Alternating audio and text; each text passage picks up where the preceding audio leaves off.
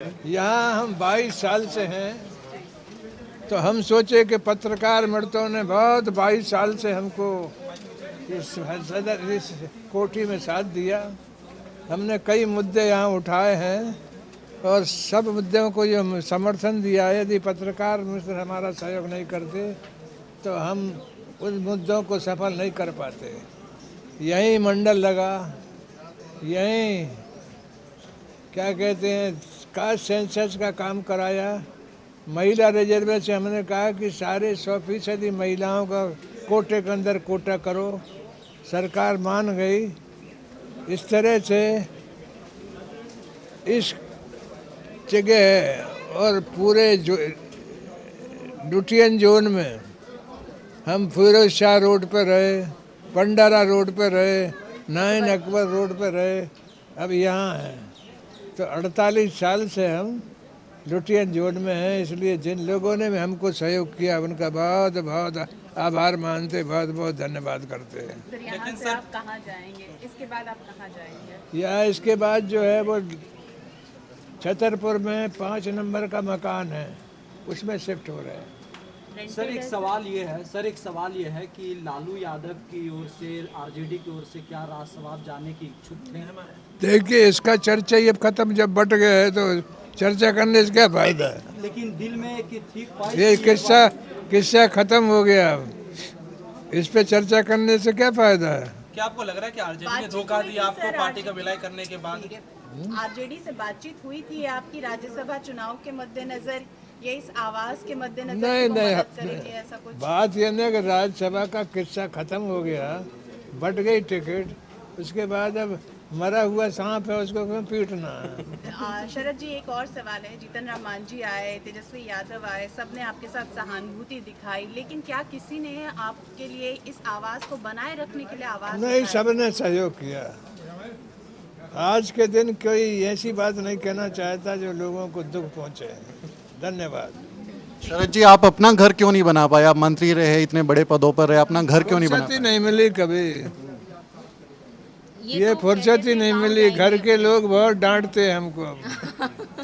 नहीं, मैं बताती हूँ कि हमारा कभी था भी नहीं। ये शुरू से कहते थे कि मैं अपने गांव जाऊंगा या मधेपुरा में हमारा घर है, वहाँ जाएंगे। पर किंतु इनका स्वास्थ्य थोड़ा सा ढल गया और डायलिसिस पे है, तो इसीलिए हमारा दिल्ली में रहना अनिवार्य है। और आगे हम लोग ट्रांसप्लांट की भी प्रक्रिया शुरू करेंगे। तो फिलहाल ये मेरे यहाँ पर जा रहे हैं। आपकी कुछ यादें, आपका यहाँ बचपन रहा होगा? मेरी शादी हुई, बचपन हुआ यही नहीं, अकबर रोड में मेरा जन्म हुआ था, फिर उसके बाद पंडारा रोड, तुगलक रोड, तो मेरा तो जन्म ही इसी जगह पे हुआ है। तो यादें तो बहुत हैं, पर अच्छी यादें हैं। और आगे हम ये सोचते हैं कि फिर आएंगे, फिर वापसी होगी, लौट कर आएंगे।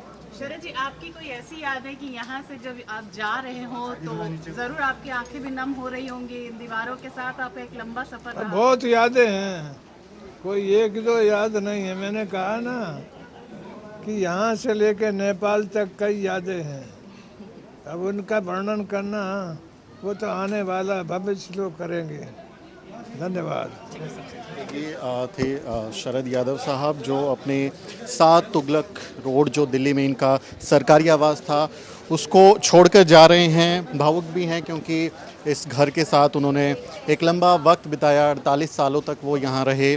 और वो बता रहे थे कि किस तरह उन्होंने यहाँ पर अपना एक लंबा जीवन बिताया। राजनीतिक करियर का एक बड़ा अरसा उन्होंने यहाँ काटा और बहुत सारे बहुजन समाज से जुड़े हुए, वंचित समाज से जुड़े हुए मसलों की राजनीति यहाँ बैठकर की। फ़िलहाल जा रहे हैं उस तरफ, आप देखेंगे तो उनका पूरा जो सामान है वो पूरा पैक हो रहा है और उस सामान को वो यहाँ से शिफ्ट कर रहे हैं।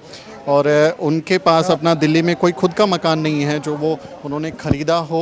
तो ऐसे में वो जा रहे हैं अपनी बेटी के घर में, जो उनकी बेटी है सुभाषिनी यादव, उनके घर में, दिल्ली के छतरपुर में उनका एक घर है, वहाँ जा रहे हैं। आप सामान देखेंगे पैक्ड है, ट्रक भरे हुए हैं और ये अपनी पूरी गृहस्थी जो है वो लेके समेट के यहाँ से जा रहे हैं। 48 साल जीवन के राजनीति के 7 तुगलक रोड पर बिताए हैं। और घर तो घर होता है, किसी भी घर में जब आदमी रहता है तो उसकी यादें होती हैं, कुछ सुख दुख के पल होते हैं जो हमेशा ज़िंदगी भर अपने साथ लेकर चलता है। इसी तरह शरद यादव भी इस घर से जुड़ी हुई अपनी यादों को अपने जहन में रखेंगे। उनके बच्चों की जो परवरिश यहाँ हुई, शादी हुई, उसकी भी यादें होंगी। लेकिन आप ये देखिए कि तमाम पदों पर रहने के बाद, मंत्री सांसद रहने के बाद दिल्ली में वो अपना घर नहीं खरीद पाए। मैंने उनसे सवाल पूछा कि आपने अपना घर क्यों नहीं खरीदा, तो उनका कहना था कि मुझे वक्त नहीं मिला, मैं तमाम समाज के लिए काम कर रहा था। फ़िलहाल वो यहाँ से जा रहे हैं भारी मन से। सरकार का जो निर्देश है, हाई कोर्ट ने जो निर्देश दिया, उसके बाद उन्हें ये घर खाली करना पड़ रहा है। लेकिन इसकी यादें हमेशा रहेंगी और ख़ासकर जो शरद यादव के समर्थक हैं, जो यहाँ से अपने मसलों पर उनसे रायशुमारी करते थे या उनके पास हल के लिए आते थे, उनकी भी यहाँ से बहुत सारी यादें हमेशा जुड़ी रहेंगी।